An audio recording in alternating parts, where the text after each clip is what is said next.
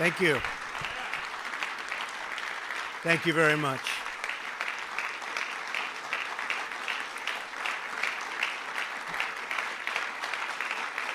Thank you. Thank you very much, ladies and gentlemen. When Justice Scalia passed away suddenly last February, I made a promise to the American people. If I were elected president, I would find the very best judge in the country for the Supreme Court. I promised to select someone who respects our laws and is representative of our Constitution and who loves our Constitution, and someone who will interpret them as written. This may be the most transparent judicial selection process in history. Months ago, as a candidate, I publicly presented a list of brilliant and accomplished people to the American electorate and pledged to make my choice from among that list. Millions of voters said this was the single most important issue to them when they voted for me for president. I am a man of my word.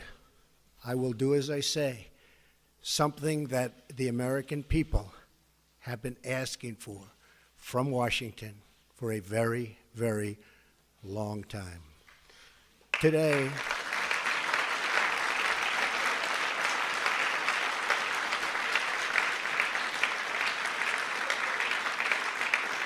thank you. Today, I am keeping another promise to the American people by nominating Judge Neil Gorsuch of the United States Supreme Court to be of the United States Supreme Court. And I would like to ask Judge Gorsuch and his wonderful wife, Louise, to please step forward. Please, Louise, Judge. Here they come. Here they come.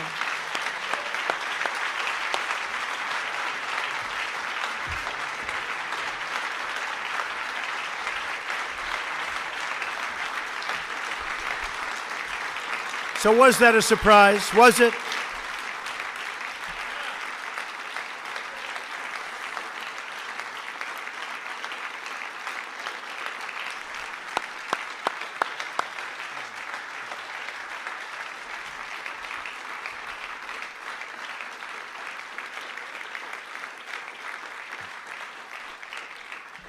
I have always felt that after the defense of our nation, the most important decision a president of the United States can make is the appointment of a Supreme Court justice. Depending on their age, a justice can be active for 50 years, and his or her decisions can last a century or more and can often be permanent. I took the task of this nomination very seriously. I have selected an individual whose qualities define, really, and I mean closely define, what we're looking for. Judge Gorsuch has outstanding legal skills, a brilliant mind, tremendous discipline, and has earned bipartisan support. When he was nominated to the 10th Circuit Court of Appeals, he was confirmed by the Senate unanimously. Also, that's unanimous. Can you believe that nowadays with what's going on?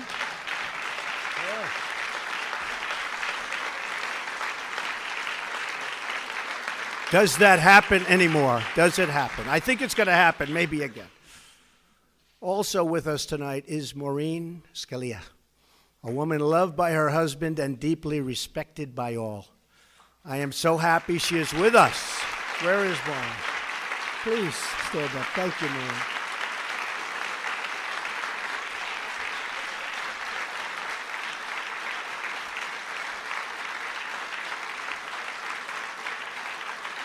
Thank you, Maureen.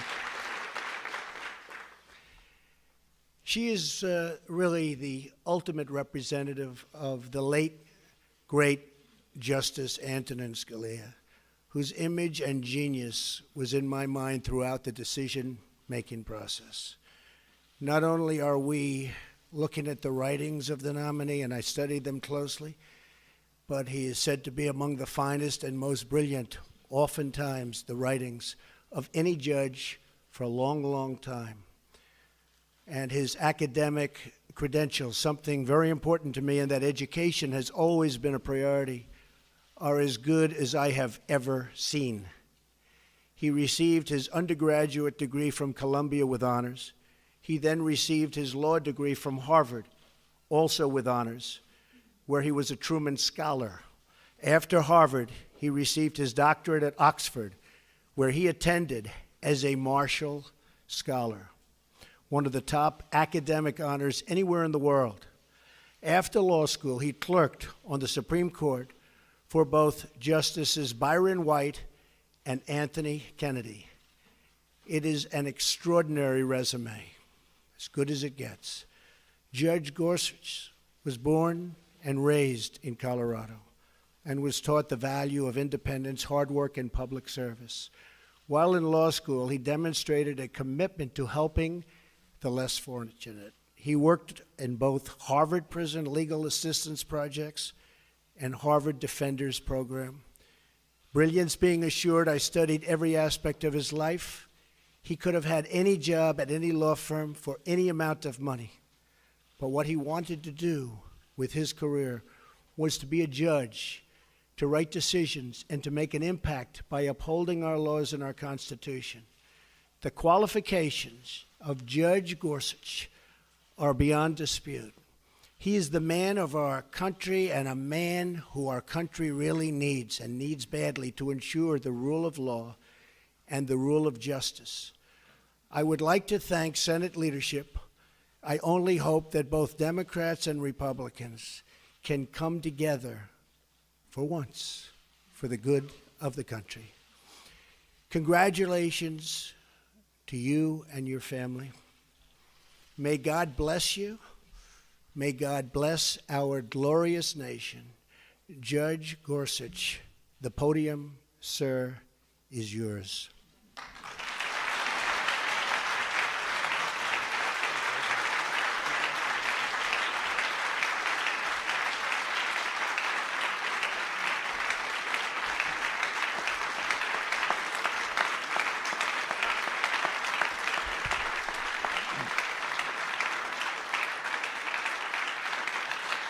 Thank you.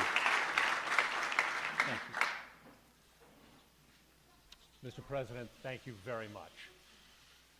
Mr. President, Mr. Vice President, you and your team have shown me great courtesy in this process, and you've entrusted me with a most solemn assignment.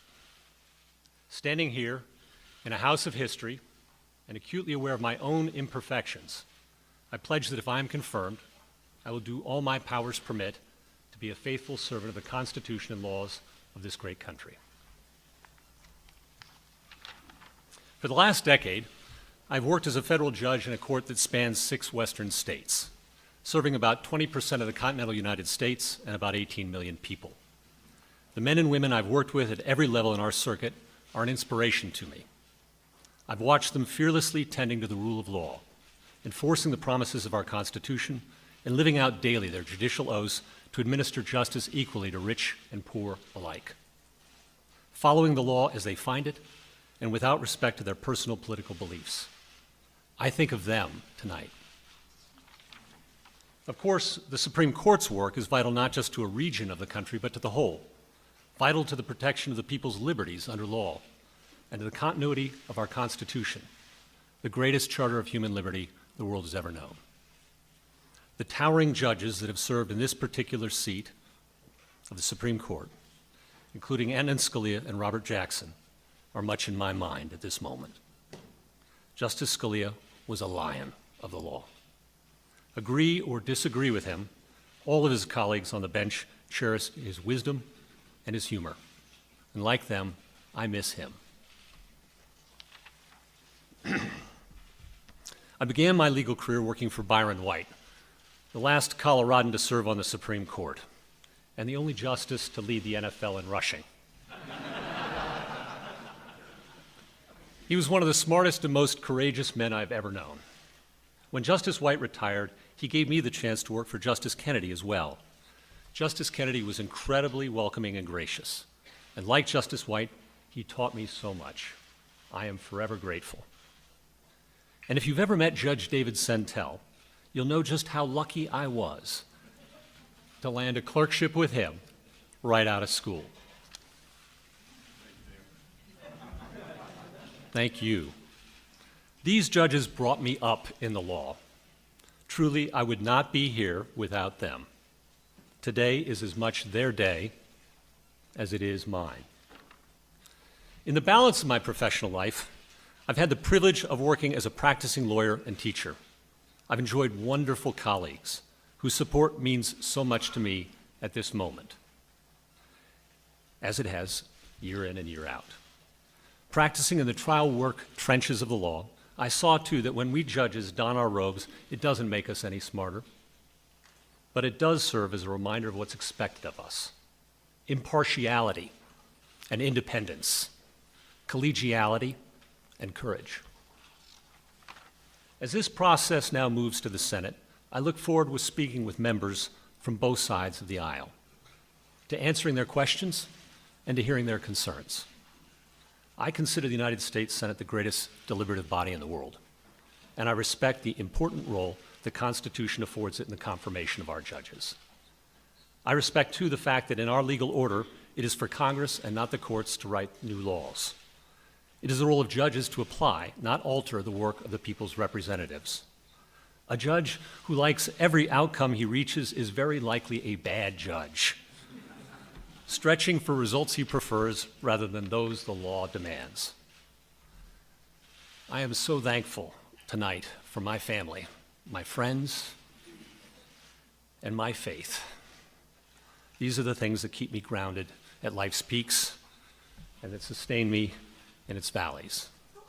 To Louise, my incredible wife and companion of 20 years, my cherished daughters who are watching on TV, and all my family and friends, I cannot thank you enough for your love and for your prayers. I could not attempt this without you. Mr. President, I am honored and I am humbled.